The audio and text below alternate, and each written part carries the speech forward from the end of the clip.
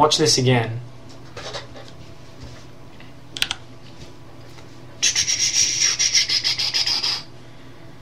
Terran, random place. Okay, you've moved into range 30 seconds too early. Once he sees you, he's reacting. He's going to bring his lings up. You want to just wait here for 30 seconds or go around the top. You could actually get to this point on the map up here before they realize you're there. You drop in here behind this roach moron, you're there, the lings can only get surface area here and here, they have to run through cracks to get there. You can take out this entire ball of lings, you can take out these roaches one at a time, you can win the game right there, no joke. That being said, what Peekaboo's doing is Peekaboo is applying pressure and expanding behind it. And this is always a great way to play. If you guys have watched Phoenix play at the GSL at all when he was over in Korea, his plays, there was something a lot of players don't like the way he plays. They think it's a bit, it's not the smartest because it can get countered and such. But you know what? He micros well, he does multi-prong aggression, he distracts his opponent, and he expands behind it, and he expands constantly. And even when he screws up certain engagements, it doesn't matter because he's applying pressure and expanding behind it. Applying pressure and expanding behind it. So even if your opponent gets a good counterattack, you have the defender's advantage. You can kind of usually hold if you control right. There's just certain things like Ling Bane against just a couple of bio units, not a good situation to be in. So yeah, that's definitely something that we are going to be looking at. And we do have one more question from Welshie. He's saying, is it worth getting a tank to get dropped on a wall in between two bases and attack mineral lines? So what she's saying is it worth getting a tank to get dropped on a wall in between two bases and attack mineral lines? Oh, a wall in between. So like, if there was a wall between, but there's no such thing as a wall between two bases. Like this wall, where are you gonna, like dropping there? Because they can just come from the low ground and kill you.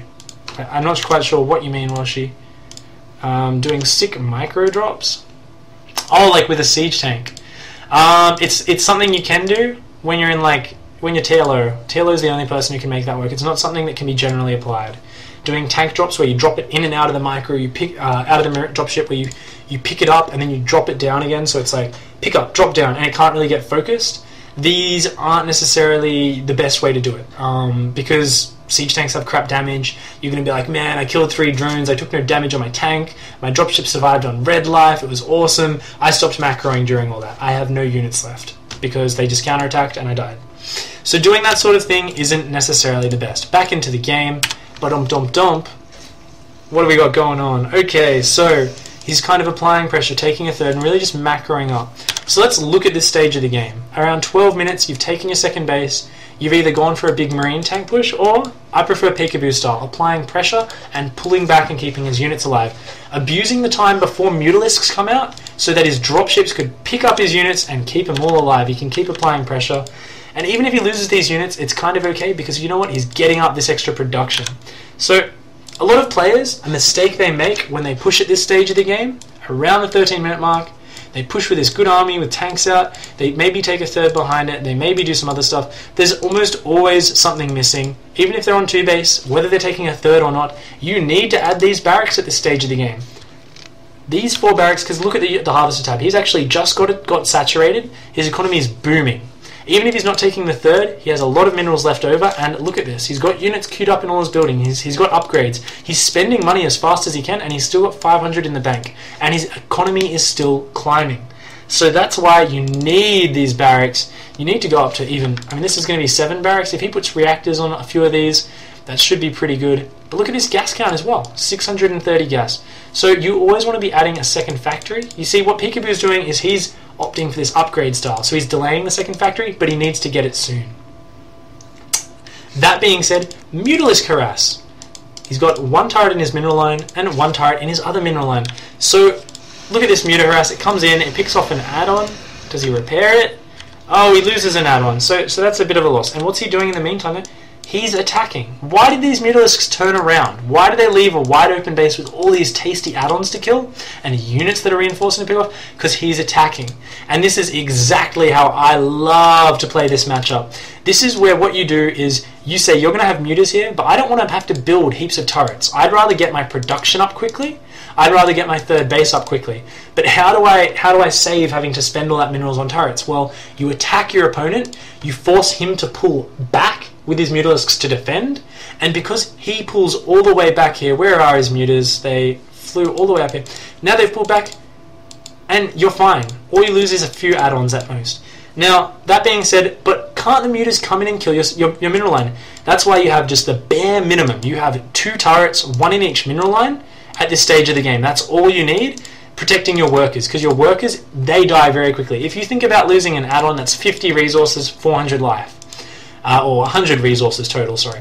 You click on an SCV, that's 45 life, so 1/10 of the life, half the resource cost. So those Mutas can come in, they can kill 10 SCVs in a matter of seconds. That costs you a lot. Losing a single reactor costs you a bit of time, doesn't cost you that much in the long run. So you've got to protect your SCVs. If you're relying on this kind of, I'm going to pressure you so you can't harass style, you have to put turrets in your SCV lines.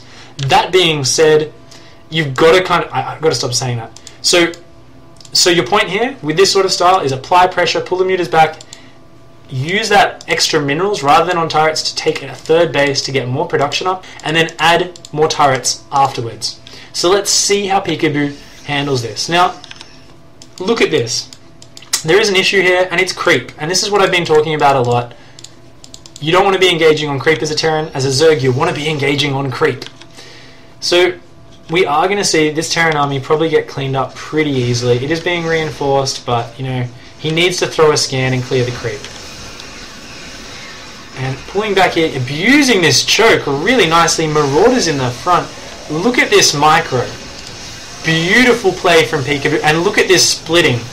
And if you look at that, splits into a nice concave, cleans up that army, even though he was on creep. So, really beautiful engage from Peekaboo. You know what would make it even better in my eyes? Killing these 3 creep tumors or 4 creep tumors, this one as well preferably, with 1 scan, sending a few Marines out and just holding the same position. Because even if you lose a battle, if you're pushing back the Zerg's creep, you're pushing back their map vision, you're pushing back the area that they want to engage on. You are causing damage. That being said, let's watch this engage again and let's think about it. The Terran's basically saying, it's okay if I lose these units, I'm going to go on to creep, but I'm going to trade efficiently. I want to kill as much stuff as possible so that I can, you know, not get killed by the counterattack. I can use this window to get my expansions up, get my upgrades going really nicely, but I want to have that behind it. So, we're going to watch it in slower speed now. Look at this pullback. He's just perfectly baited him out by having his bio just sitting on creep. I mean, that looks tasty.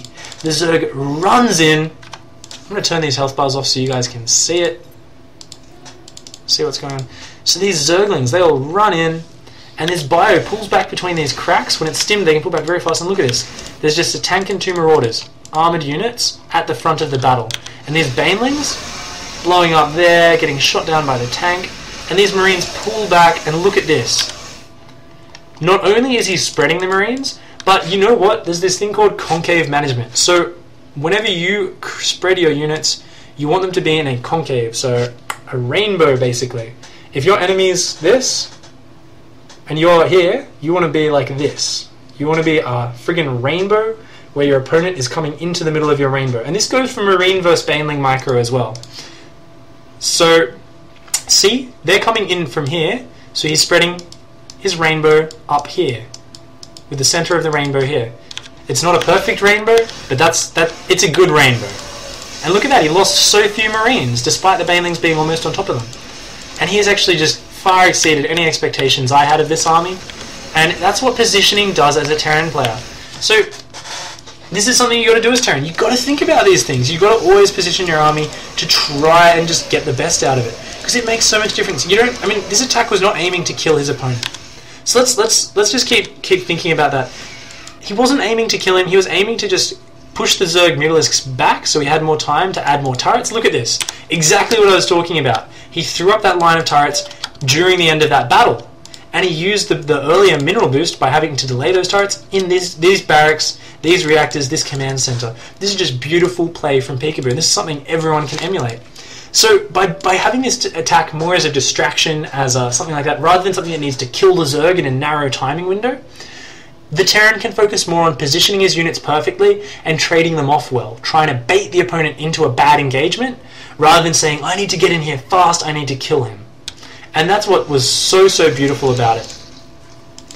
So bad luck to Trent Pickleweasel, man, because he's actually playing a superb opponent here. I'm actually really impressed by Peekaboo's skill. Actually, very fast APM as well. 95 on the new system is a lot. And look at this marine maneuver. So, how many Zerglings we got here? We got 24 plus 8, 32, plus 4, 36. Versus 26 Marines. 26 Marines with stim and combat shields and 1-1 against 1-1 Zerglings. The Marines beat the shit out of that, hands down. And let's just look at this. How many Marines die? Quite a few. We lost about 1, 2, 3, 4, 5, 6, 7, 8 Marines for 36 Zerglings. Come on, man, that's a good trade. And look at the supplies. He's just in the lead, despite being behind in income. And this is where, I mean, okay, sure, we're looking at this from the Terran point of view, but this is not right. Look at all these drones. And there's more coming. Ugh. Way too many. Look here, you see that's actually pretty heavily saturated in my eyes. That, very heavily saturated, like oversaturated. This is beyond oversaturated right here. This is just ridiculous. You do not need 96 drones on 3 bases, Trent. Fix that up, mate. And spend your money. You always need a macro hatchery. You need to be, I don't know, you just need extra hatcheries, man. You clearly have not been spending your lava efficiently, despite injecting quite well. So back to the Terran point of view. Back to the point of view we can kind of really analyze.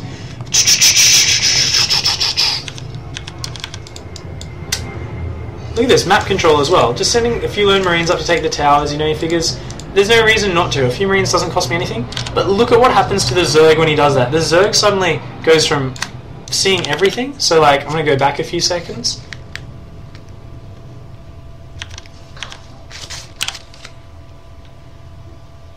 So this is the Zerg. He's sitting here. He's going, inject, inject, inject. Okay, build units, build overlays. This is my Zerg voice. This is what Zerg plays, because Zerg plays are always so stressed by all that hard macro. It's so hard, man. We like to complain a lot. And he's like, it's okay though, because I can focus fully on that, because I've got lings on these watchtowers. I can see the map. I've got overlords spotting drops. I don't have any down here, but I feel happy. And let's look at it a few seconds later. It's like, oh, shit. There could be an army coming up right here, and I wouldn't know about it. And the Zerg kind of is like macroing and glances at his minimap. He sees that. Something clicks in his head that says, oh shit, and he just gets scared. And I know this from experience because I have that feeling every time I'm playing against a Terran who keeps denying my watchtower vision. So guys, never underestimate that. It makes the Zerg feel so uneasy. Protoss players do it as well. And look at this. Oh, it is coming. Okay. It's another reason we're always scared of it, because after they clear the towers, an attack normally comes. So even if you just do it at a point in the game when you're not attacking, it's a good thing to do. So let's go back to his play over here. He scouted with this Marine, and what did he see? He scouted both these hatches. He's like keeping an eye on the Zerg. He's saying, okay, he hasn't scanned for the hive, which is a big mistake because that's starting now, but he's doing a big attack now anyway, so he should be pretty okay. And he's going to abuse this narrow chokes again, I do believe. So, ba-dum-dum-dum.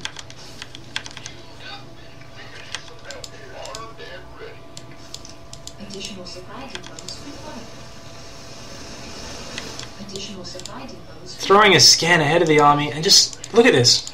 Okay, I want to go back a little bit. I know most of you players will know this, but it's like the bunker thing. The 2 or 3 people that don't know it, who get, you know, who learn about this, it makes me happy because you're that much more efficient at playing the game.